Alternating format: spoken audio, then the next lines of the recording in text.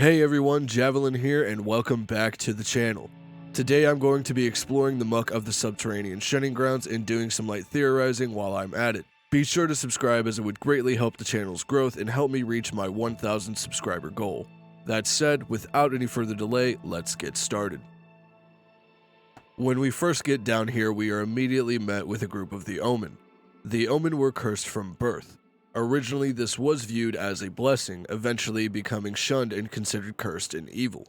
They moved underground because of this, and now the sewers, tunnels, and catacombs serve as their home. We do, however, see some of them in other parts of the lands between. We have plenty of paths to choose from, but these are all mostly turnabouts and shortcuts to be opened, so I'll stick to the main things I'd like to discuss. The area is heavily populated with the Omen, imp statues, giant crayfish, slugs, basilisks, wraith callers, and more. We can jump down to the pipe corridor and run past some rats and Miranda flowers, up a ladder, dispatch a group of the finger creepers, and finally come to the cell in which the Dung Eater is locked in.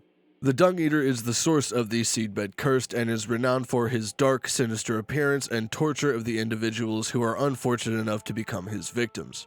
I would go further into him, but that's for my video on the Omen, so be sure to subscribe for that in the future.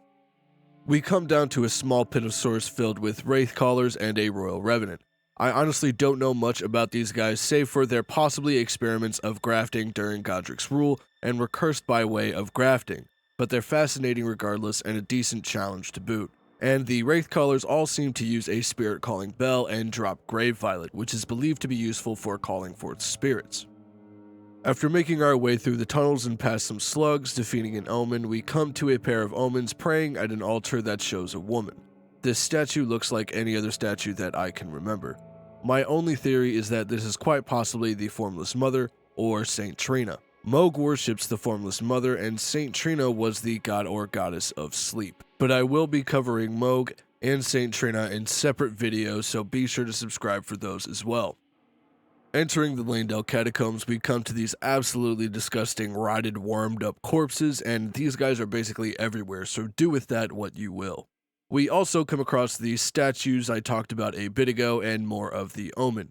There's an Omen praying to the statue here, and the altar has the Crucible Scale Talisman.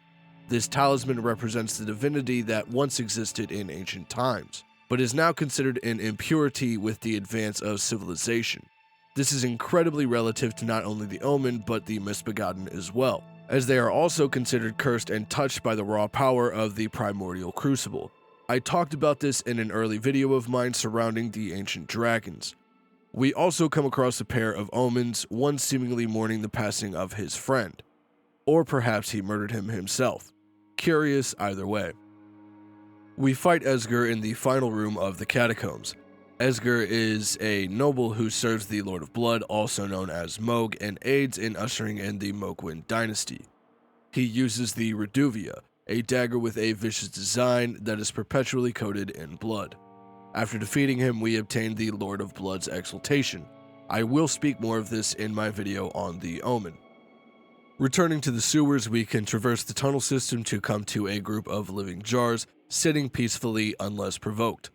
We go down the elevator and come to our first encounter with Moog. This is simply an image of him as his true body lies at the Mohgwyn Palace guarding Mikola, which is our destination for the next observation video.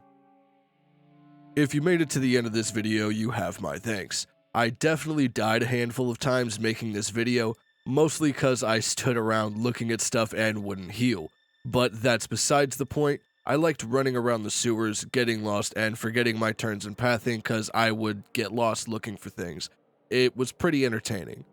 Anyways, subscribe if you're new or returning as it would greatly help the channel's growth. Like and comment your thoughts down below. I will see you in the next one.